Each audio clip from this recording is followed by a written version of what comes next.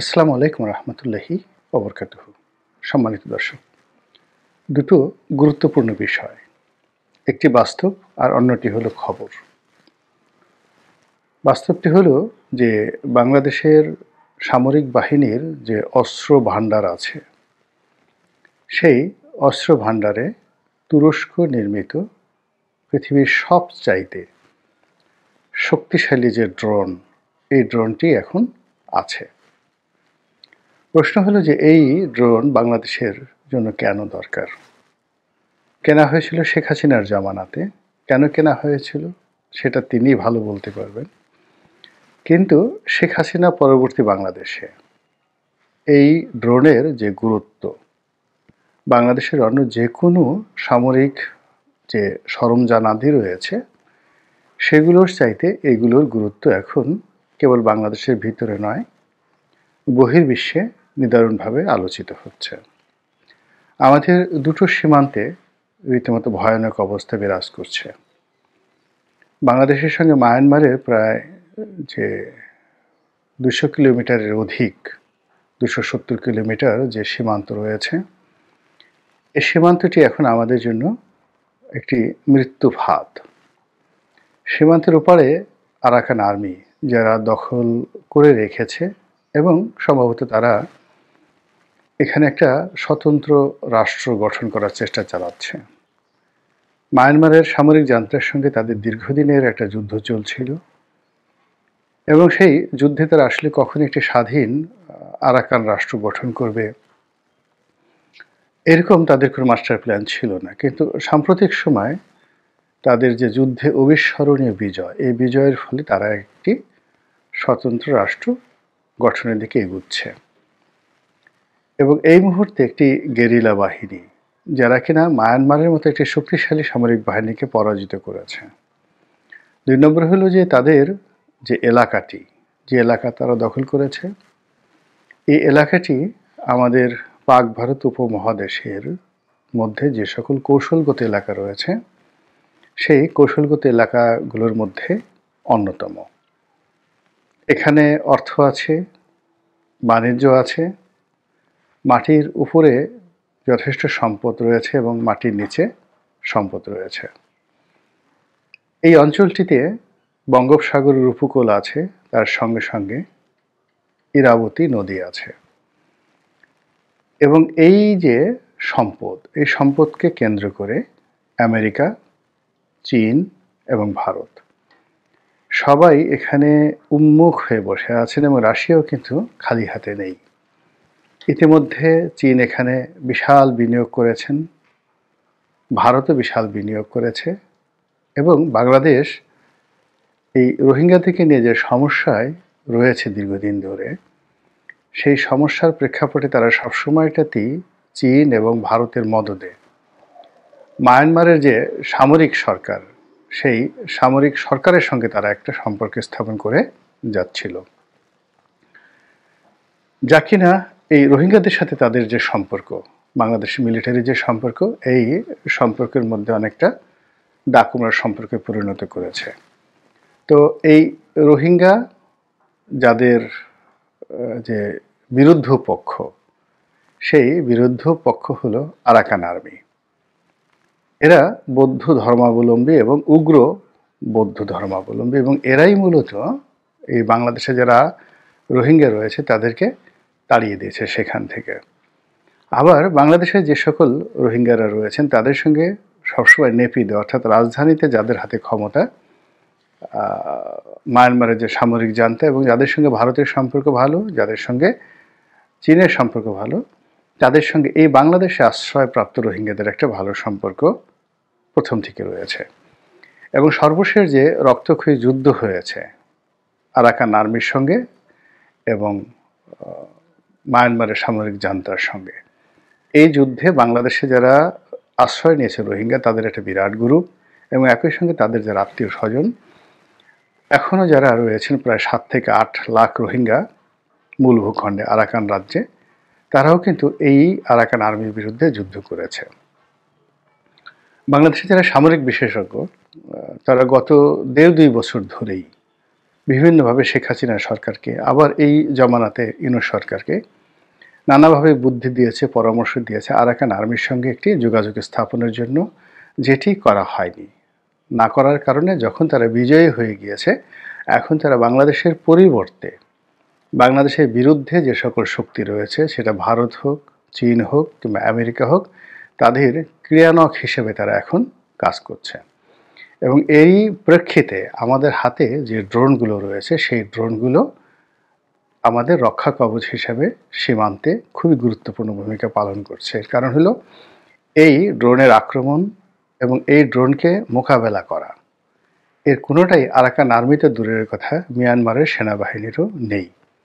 আবার অপর প্রান্তে ভারত এত বড় শক্তিশালী একটি রাষ্ট্র, যে রাষ্ট্রের পারমাণবিক শক্তি রয়েছে, বিমান যুদ্ধে তাদের অবিস্মরণীয় সক্ষমতা রয়েছে, এবং তাদের সেনাবাহিনীর যে আকার আকৃতি আমাদের সাথে অনেক অনেক বেশি, কিন্তু সেখানেও সাম্প্রতিক সময় যে যুদ্ধাবস্থা বিরাজ করছে, এবং এখন রাজনীতি, অর্থনীতি এবং কূটনীতি, এই তিনটি মিলিয়ে ভারতের সঙ্গে সম্পর্কটা এমন একটা পর্যায়ে চলে এসেছে, এই সম্পর্কের প্রেক্ষিতে, অর্থাৎ এখন যে অবনতিমূলক সম্পর্ক, সেটির প্রেক্ষিতে যে কোনো সময় একটা রক্তক্ষয়ী কাণ্ড এখানে ঘটে যেতে পারে, সেটা সাময়িকভাবে হোক, দীর্ঘমেয়াদে হোক, কিংবা একেবারে সার্জিক্যাল স্ট্রাইক পর্যায়ে হোক না কেন।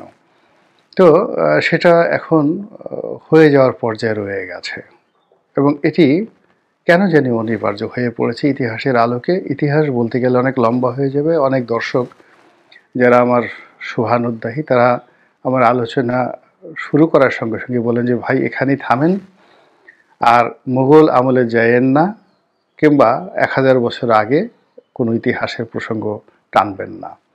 তো এই জন্য আজকের এই ভিডিওতে মূলত কোনো ঐতিহাসিক প্রেক্ষাপটে গেলাম না, যে কেন এই যে ভারতের সঙ্গে আমাদের যে সম্পর্ক, এই সম্পর্কটি এই সময়টিতে এসে ইতিহাসের সবচেয়ে সন্ধিক্ষণে প্রকৃতির একটা জাতাকলের মধ্যে পড়ে গিয়েছে। বাস্তবতা হলো যে এখন ভারতের সঙ্গে আমাদের যে সমস্যাগুলো চলছে, এই সমস্যাগুলো নিয়ে আমাদেরকে ভাবতে হবে, এই সমস্যাগুলো আমাদেরকে মোকাবেলা করতে হবে, এবং এই সমস্যার আলোকে মিলিটারি পয়েন্ট অফ ভিউ, সামরিক যে দৃষ্টিকোণ রয়েছে, সেখান থেকে যেটি গুরুত্বপূর্ণ সেই ব্যবস্থাগুলো নিতে হবে, তার সঙ্গে সঙ্গে জনমত গঠন করতে হবে, এবং একই সঙ্গে কূটনৈতিক তৎপরতা চালাতে হবে।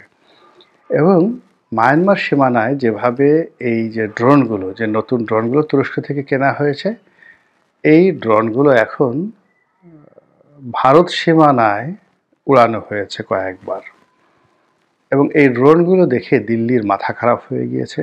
আমরা দিল্লির যে মিডিয়া, তাদের কথা যতটা না শুনি, তার চেয়ে ভারতের যে পশ্চিমবঙ্গের যে বাংলা মিডিয়াগুলো রয়েছে, তাদের বক্তব্য শুনি, এবং তারা যারা একেবারে বাংলাদেশকে টুক্কা মেরে ফেলার কথাবার্তা বলতেন, কিংবা বাংলাদেশ 1 মিনিট ধোপে টিকবে না ইত্যাদি যে সকল কথাবার্তা তারা বলতেন, তারা এই ড্রোন দেখে এখন রীতিমতো বিস্মিত, হতবাক এবং অনেকটা ভয়ার্ত।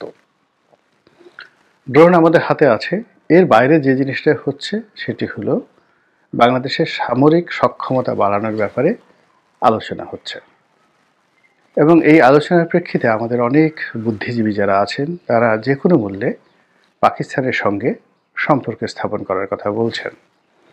ইতিমধ্যে পাকিস্তানের সঙ্গে বৃহত্তর পরিসরে বাণিজ্যিক সম্পর্ক স্থাপিত হয়ে গেছে।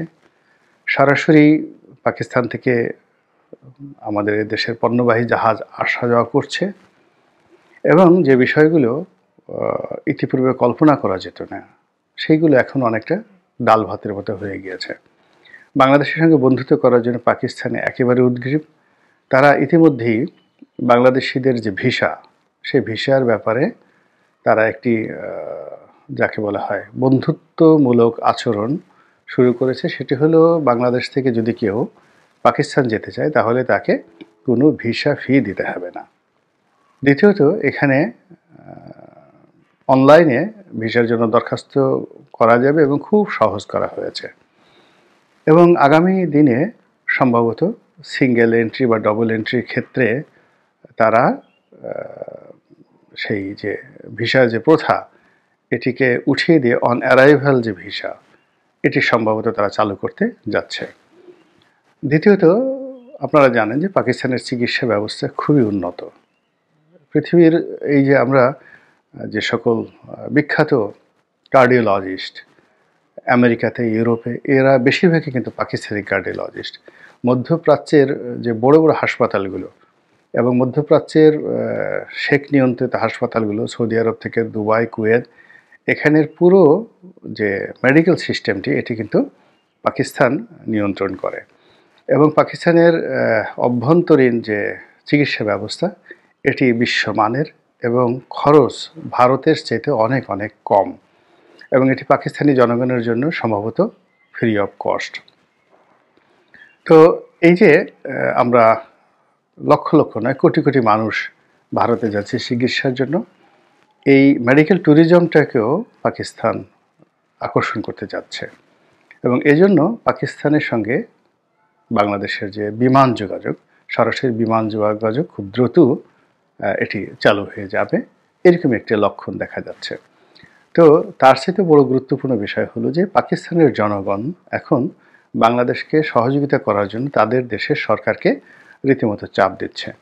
এবং এখানে ইমরান খানের দল বলেন, শাহবাজ খানের দল বলেন, কিংবা ডিজেল মৌলানা ফজলুর রহমান সাহেবের দল বলেন, সকলেই একেবারে ঐক্যমত্যভাবে বাংলাদেশের সঙ্গে যে কোনো মূল্যে সম্পর্ক স্থাপন করতে চাচ্ছে। এমনকি বাংলাদেশকে শক্তিশালী মারণাস্ত্র, শক্তিশালী আগ্নেয়াস্ত্র, এমনকি পরমাণু বোমার যে প্রযুক্তি এটি হস্তান্তরের ব্যাপারে তারা নীতিগতভাবে সিদ্ধান্ত নিয়েছে। এখন প্রশ্ন হলো যে আমাদের এই এত বড় ব্যয়বহুল ছোট্ট একটি দেশে এরকম পরমাণুর যে অস্ত্র বা পারমাণবিক যে বোমা এটি দরকার আছে কিনা। আমি ব্যক্তিগতভাবে মনে করি যে বর্তমান জমানাতে যদি টিকে থাকতে হয় আমাদেরকে অবশ্যই সামরিক সক্ষমতা লাগবে, এবং পরমাণু বোমা এটা নিঃসন্দেহে যে কোনো একটা দেশের সবচেয়ে বড় রক্ষা কবচ। আমাদের যদি এই প্রযুক্তিটি থাকে, সেটা রাশিয়ার সহযোগিতায় হোক কিংবা পাকিস্তানের সহযোগিতায় হোক, এটি হলে এই মুহূর্তে ভারতকে, এমনকি চীনকে, এমনকি মায়ানমারকে, এমনকি বঙ্গোপসাগরের উপরে আমাদের যে আধিপত্য, এই আধিপত্যকে প্রতিষ্ঠা করার ক্ষেত্রে এই পরমাণু প্রযুক্তি বা পরমাণু বোমা এটি একটা টনিক হিসাবে কাজ করবে। এবং এই সুযোগটি মাঝে মধ্যে রাজনীতিতে, অর্থনীতিতে, প্রকৃতিতে হঠাৎ করে কিছু কিছু সুযোগ এসে যায়। এখন শেখ হাসিনাবিহীন বাংলাদেশে যে কোনো কারণেই হোক একটা সুযোগ এসেছে। এই সুযোগে আমরা সব কিছু হারাতে পারি, দেয়ার ইজ এ পসিবিলিটি। আমরা তছনছ হয়ে যেতে পারি, আমাদের স্বাধীনতা সার্বভৌমত্ব লুণ্ঠিত হতে পারে, আমাদের মানচিত্র বদল হয়ে যেতে পারে, আমরা পরাধীন হয়ে যেতে পারি। আবার এর বিপরীতে ঠিক উল্টো ঘটনা ঘটতে পারে। সেটি হলো যে আমরা অতীতের যে কোনো সময় চেয়ে শক্তিশালী হয়ে যেতে পারি, পরমাণু শক্তিধর দেশে পরিণত হতে পারি, আমাদের অর্থনীতি ফুলে ফেঁপে অনেক বড় হয়ে যেতে পারে, এবং কেবলই মাত্র ভারতের সঙ্গে প্রতিযোগিতার জন্য, কেবলই মাত্র চীনের সঙ্গে প্রতিযোগিতার জন্য, যে কোনো কারণেই হোক না কেন বিশ্বের পরাশক্তিগুলো আমাদের দেশে নাক গলাতে পারেন, অতিরিক্ত বিনিয়োগ করতে পারেন, এবং আমাদেরকে এম্পাওয়ার্ড করার জন্য তারা অনেক কিছু করতে পারেন। সিঙ্গাপুরের ক্ষেত্রেও কিন্তু ঠিক এরকম ঘটনাই ঘটেছিল। অর্থাৎ সিঙ্গাপুরকে মিস্টার লি কুয়ান যেভাবে ওপেন করে দিয়েছিলেন, বা সুইজারল্যান্ডের ক্ষেত্রে যে ঘটনা ঘটেছে, কারোর সাথে শত্রুতা না করে তার দেশকে শুধুমাত্র ইনভেস্টমেন্ট করার জন্য একটা স্বর্গোদ্যানে পরিণত করেছেন। ইউরোপের আরেকটি দেশ আছে মোনাকো। আপনারা অবাক হয়ে যাবেন, ছোট্ট একটা দেশ, কত 8,000 বা 10,000 বর্গ মাইল এলাকার ছোট্ট একটা দেশ, কিন্তু ইউরোপের সবচেয়ে ধনী দেশ কিন্তু মোনাকো। তারা কি করেছে, ট্যুরিজম সেক্টরটাকে ওপেন করে দিয়েছে, এবং তাদের দেশে যে কোনো মানুষ, বিশ্বের যে কোনো ধনী, যে কোনো পরিমাণ অর্থ নিয়ে সেখানে বসবাস করতে পারেন কোনো রকম প্রশ্ন ছাড়াই, কোনো আইনকানুন ছাড়া। তিনি চুরি করে আনেন, ডাকাতি করেন, ডাজ নট ম্যাটার। ফলে কি হচ্ছে, পৃথিবীর সবচেয়ে দামি শহর হলো মোনাকো, এবং মোনাকোর বাদশাহ, মোনাকো রাজা, তাদের জীবনযাপন আপনারা ইন্টারনেট ঘেঁটে দেখতে পারেন। তো কাজেই এখন একটা বাংলাদেশের যে বিষয়, এই বিষয়টা হলো পলিসিগত বিষয়, আমাদেরকে এগোতে হবে। পরিশ্রম করে 18 কোটি মানুষ পরিশ্রম করে, আমরা হয়তো 5% to 10% আমাদের ভাগ্যের উন্নয়ন ঘটাতে পারবো। কিন্তু প্রযুক্তির মাধ্যমে এবং নীতিগত সিদ্ধান্তের মাধ্যমে এবং কোনো কিছু অর্জনের মাধ্যমে আমরা অনেক বড় কিছু হয়ে যেতে পারি। পৃথিবীর অনেক কৌশলগত রাষ্ট্র আছে, যেমন ধরেন জর্ডানের কথা চিন্তা করেন, ইসরায়েলের কথা চিন্তা করেন, সিঙ্গাপুরের কথা চিন্তা করেন। তারা মাত্র তাদের যে ভৌগোলিক অবস্থানকে ব্যবহার করে তারা তাদের রাষ্ট্রের যে কাঠামো, যেভাবে কাঠামোতে পরিবর্তন এনেছে এবং যেভাবে সব কিছু তারা আমূল পরিবর্তন ঘটিয়েছে সব কিছুতে, যা কিনা এই চলমান বিশ্বে একটা নতুন ইতিহাস তৈরি করেছে। তো বাংলাদেশ যদি এই সুযোগটিকে কাজে লাগাতে পারে, একেবারে বাঁচলে গাজী, আর যদি কাজে না লাগাতে পারে তাহলে মরলে শহীদ হবে কিনা সেটা এখনও বলা যাচ্ছে না। আল্লাহ আমাদের সবাইকে হেদায়েত দান করুন। আসসালামু আলাইকুম ওয়া রাহমাতুল্লাহি ওয়া বারাকাতুহু।